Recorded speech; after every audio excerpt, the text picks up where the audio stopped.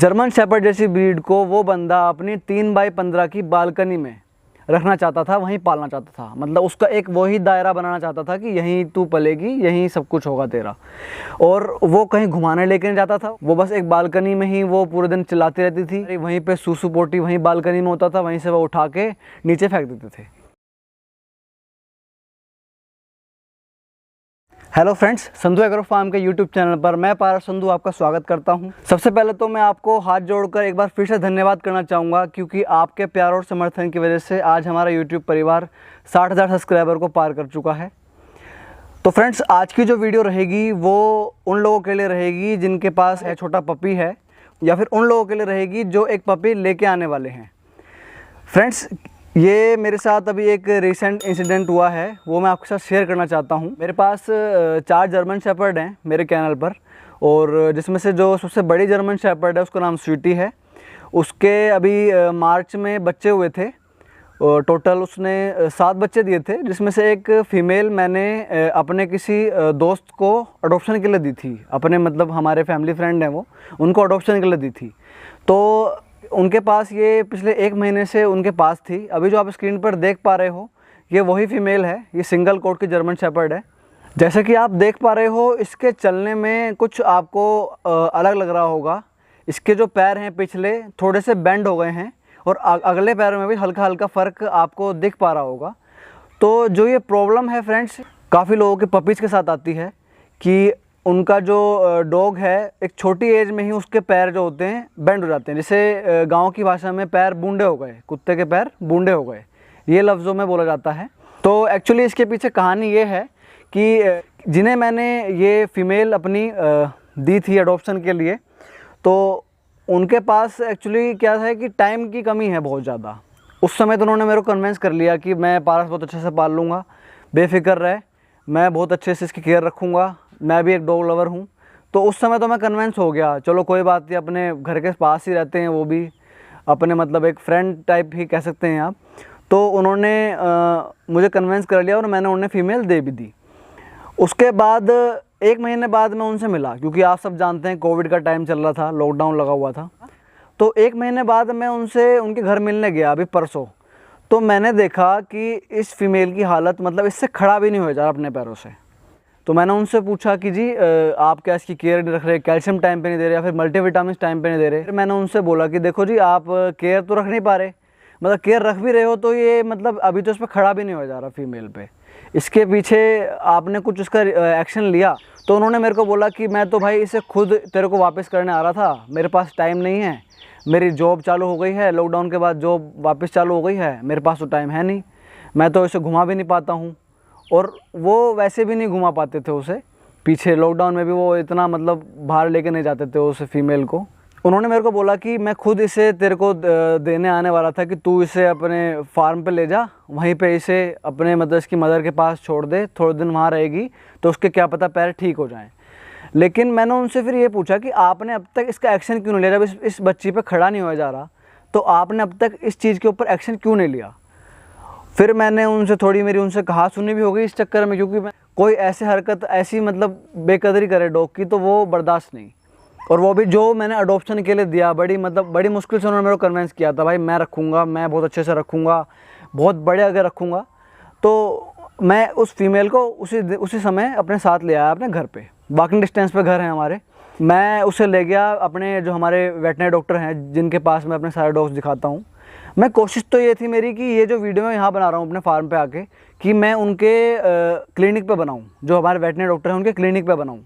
लेकिन कोरोना की गाइडेंस चल रही है कि सोशल डिस्टेंसिंग मेंटेन करना है, तो उन्होंने उस चीज़ के लिए डॉक्टर साहब एग्री नहीं कर पाए। तो कोई बात नहीं, उन्होंने मेरे को बताया कि इसके पीछे जो रीज़न है, जो हमारा जो फ्लोर है, सबसे बड़ा जो रीज़न है ये फ्लोर का है। अगर आप एक डॉग घर पे लेके आ रहे हो और आप एक फ्लैट में रहते हो, आपके पास जगह के नाम पे सिर्फ़ और सिर्फ एक बालकनी है, तो आप अपने लिए ब्रीड का सिलेक्शन सोच समझ के करना। जर्मन शेपर्ड जैसी ब्रीड को वो बंदा अपनी 3x15 की बालकनी में रखना चाहता था, वहीं पालना चाहता था। मतलब उसका एक वही दायरा बनाना चाहता था कि यहीं तू पलेगी, यहीं सब कुछ होगा तेरा।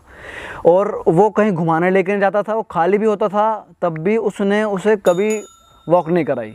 मुझे पता लग गया क्योंकि उस जहाँ वो रहते हैं वहाँ पे मेरे जानकार और भी हैं, उन्होंने कभी नहीं देखा उसे वॉक कराते हुए, इस फीमेल को, मेरी को कभी वो बाहर लेके नहीं जाते थे। वो बस एक बालकनी में ही वो पूरे दिन चिल्लाती रहती थी यार, वहीं पे सूसू पोटी वहीं बालकनी में होता था, वहीं से वो उठा के नीचे फेंक देते थे। तो थोड़ा मेरी गलती हुई कि मैंने ढंग से उनके बारे में जाना नहीं कि भाई वो कितने बड़े डॉग लवर हैं, क्या हैं। मैंने फ़ीमेल उन्हें दे दी, और फ्री ऑफ कॉस्ट देने में इसलिए फ्रेंड्स मैं ये बोलता हूँ कि आप उनसे एक कुछ भी लो, फ्री ऑफ कॉस्ट डॉग किसी को मत दो। अडॉप्शन के लिए उसे ही दो जो सच में एक डॉग लवर हो, जो खाए पिए उठे बैठे, डॉग को पहले देखे फिर बाद में ये सब चीज़ें करें। तो उसको अडॉप्शन के लिए ही मैं कहूँगा, अगर आपके पास कोई और पेट है, अगर आप उसे नहीं रख पा रहे, आपके पास कोई और ऑप्शन नहीं है, आप उसे अडॉप्शन कर देना चाह रहे हो, तो कोशिश करो कि एक डॉग लवर को दो, ठीक है। क्योंकि लोग जो हैं डॉग को शान के लिए ज़्यादा पाल रहे हैं, अपना टौर दिखाने के लिए। तो वो टौर दिखाने के लिए उन्होंने मेरे से अडॉप्शन कराई, वो मुझसे ली वो फीमेल। मैं भी था चलो यार पड़ोसी हैं, दिखती रहेगी सामने हमें भी, पड़ोसी मतलब 4 बिल्डिंग छोड़ के उनका घर है मेरे से। मैंने भी सोचा चलो भाई पास के हैं, अपने सामने दिखती रहेगी। मैं भी फार्म पे आ गया था अपने कैनल पे, तो मेरे को इतना खास मैंने मतलब ध्यान दिया नहीं। 1 महीने के अंदर उस फीमेल की रेट पिट गई, उसके दोनों पैर पीछे के काम करने बंद हो गए थे। फिर मैं डॉक्टर साहब के पास गया था, जैसे मैंने बताया, उन्होंने मेरे को इसका इलाज बताया कि आप इसे ऐसी सरफेस पे लेके जाओ, चाहे वो घास हो, चाहे वो मतलब कोई भी एक हार्ड सरफेस हो, जहाँ इसका जो पैर है, जो उसका पैर है उसका जो फ्रिक्शन जो रहेगा उसमें फ्रिक्शन रहना चाहिए, स्लिप ना हो। मतलब जो पैर वो टिकाएगी वो पैर मतलब जमे। उनके घर में टाइल थी, वहाँ वो भागती भी थी तो स्लिप करते थे पैर उसके। तो वही स्लिप करने की वजह से कुछ उन्होंने कोई टेक्निकल टर्म भी लिया था, उस मतलब बीमारी होती है या फिर एक कंडीशन होती है, ये वो मुझे इतना नहीं पता, मैं अपना एक्सपीरियंस आपको शेयर कर रहा हूँ। तो ये इस कंडीशन में क्या होता है, अगर आप एक छोटे घर में डॉग लेके आ रहे हो, आपका फ्लैट है, या फिर आप मतलब उसे एक प्लेन सरफेस पे या फिर ऐसी सरफेस पे, टाइल हो गया, आपका सीमेंट का फर्श हो गया, आपका नॉर्मल फर्श हो गया, या फिर मार्बल हो गया, तो उसमें ये दिक्कत आती है छोटे बच्चों के साथ। एक तो कैल्शियम की थोड़ी कमी, कैल्शियम भी टाइम पे उन्होंने नहीं दिया, ठीक है। और प्लस जो हमारा ये सरफेस जो है, फर्श जो है, इस पे वो पैर नहीं टिका पाती थी, पैर स्लिप होते थे।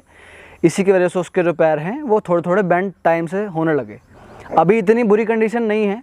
मैं डॉक्टर साहब को दिखाया, उन्होंने कोई इंजेक्शन भी लगाया था, विटामिन डी का इंजेक्शन लगाया था उन्होंने इसे, और कैल्शियम बताई है, कैल्शियम इसकी और अच्छी कैल्शियम मैं लेकर आया हूँ।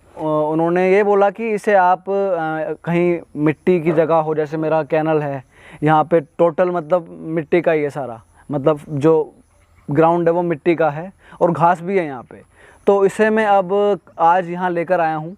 देखते हैं आगे फ्यूचर में मैं आपके साथ शेयर करूँगा आगे भी कि क्या ऐसी कंडीशन रहती है आगे फ्यूचर में, ये ठीक होती है या फिर इसके पैर ऐसे ही रहते हैं। काफ़ी लोगों को लग रहा होगा कि ये एंगुलेशन है, ये जर्मन शेफर्ड एंगुलेशन में आ रहा है। ये ऐसा नहीं है फ्रेंड्स, ये पैर बैंड हो रहे हैं। और एक फ़ोटो में भी आपको स्क्रीन पर दिख रही होगी, आप इस डॉग की हालत देख सकते हो।